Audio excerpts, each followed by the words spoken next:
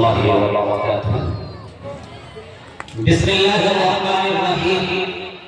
الحمد لله رب العالمين والصلاة والسلام على من لا نبي بعده. أما بعد فأعوذ بالله من الشيطان الرجيم.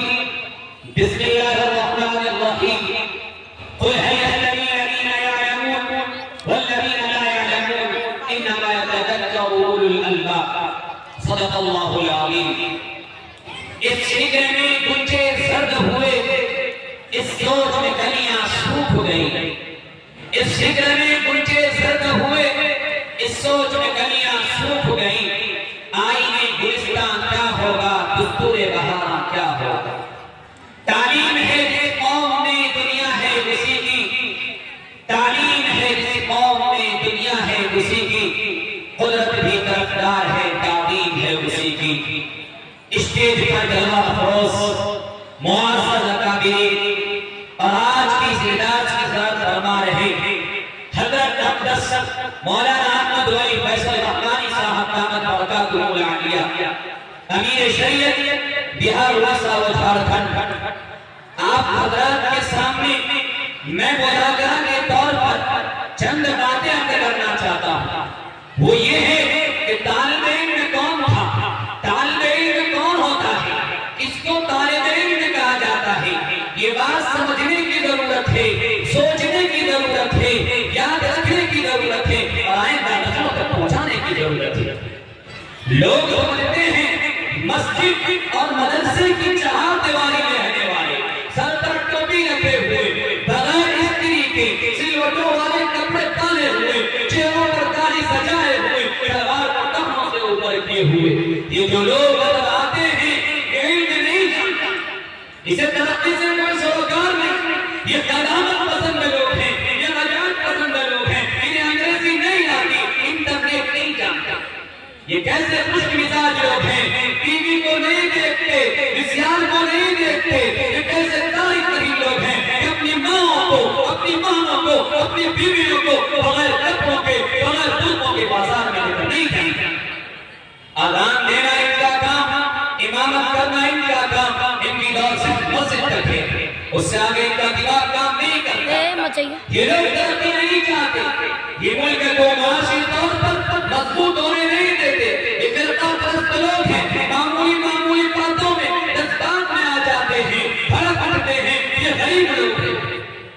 یہ وہ نقشہ ہے طالب علم کا جو انگریز اپنے لوگوں کو بتا کر گئے تھے، جو انگریز اپنے شاگردوں کو سکھا کر گئے تھے. آج ہمارے مسلمانوں کے ذہن میں بیٹھی ہوئی ہے.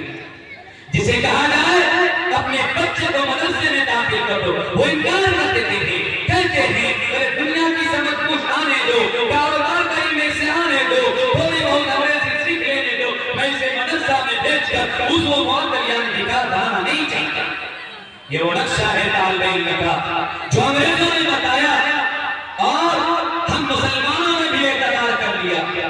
اسی لیے آج اسکول اور کالج والے، یونیورسٹی والے طلبہ کو دیکھ کر چھپتے ہیں. ان کی شکل و صورت دیکھ کر ان پر ایک خون طاری ہوتا ہے اور انہیں کسی مخلوق سمجھتے ہیں. ملت اسلامیہ کے غیور فرزندوں، میں آپ کو طلبہ کی تاریخ بتاتا ہوں. اگر آپ کو طلبہ کی تاریخ جاننی ہے تو تھوڑا سفر کرنا ہوگا، مکہ کی سرکار وادی کی طرف جانا ہوگا. جب ایک شخص لا الہ الا اللہ محمد رسول اللہ کا اعلان کر چکا تھا، اس وقت دار بنی ارقم میں پہلا مدرسہ کھل چکا تھا. اس مدرسے کے شاگرد کون تھے؟ صدیق اکبر تھے، فاروق اعظم تھے، عثمان غنی تھے، علی مرتضیٰ تھے. اس مدرسے میں صحابہ کرام نے اپنے آپ کو تیار کیا. پھر لوگوں نے نکال دی، مدرسے میں پابندی لگا دی. ابو جہل نے کہا بند کرو یہ مدرسہ، قرآن نہ پڑھو، قرآن نہ سنو، لعلکم تغلبون، تاکہ تم کامیاب ہو جاؤ. مگر دیوانے چل پڑے مدینہ کی طرف. وہاں مصعب بن عمیر پہلے سے مدرسہ کھول کر بیٹھے ہوئے تھے، جو تاریخ میں صفہ کے نام سے جانے جاتے ہیں، جہاں پڑھانے والے جناب محمد رسول اللہ صلی اللہ علیہ وسلم ہیں. یہ مدرسہ لگ گیا، مکہ والوں کی جان چھڑی، مدینہ والوں پر آ پڑی. آخر مدرسہ کرے گا کیا؟ مدرسے کے طلباء نے کہا ہم کرنا جانتے ہیں. لوگوں نے